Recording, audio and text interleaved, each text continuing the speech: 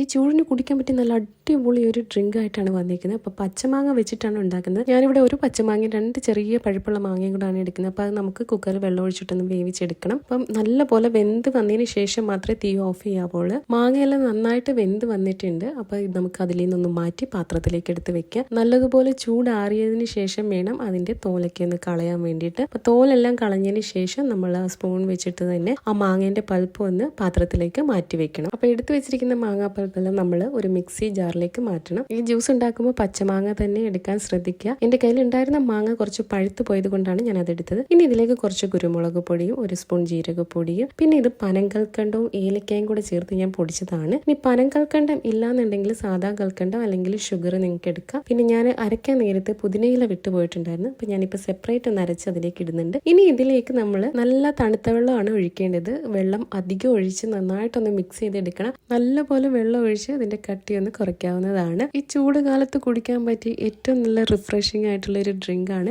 Ice ക്യൂബും കൂടി ഇട്ട് നമുക്കിത് സെർവ് ചെയ്യാവുന്നതാണ്. അപ്പോൾ എല്ലാവരും ഇതൊന്ന് ട്രൈ ചെയ്ത് നോക്കണം. എന്നിട്ട് നിങ്ങളുടെ അഭിപ്രായങ്ങൾ കമന്റ്സിലൂടെ പറയണം. കൂടെ എൻ്റെ ചാനൽ കൂടെ ഒന്ന് സബ്സ്ക്രൈബ് ചെയ്തേക്കണേ.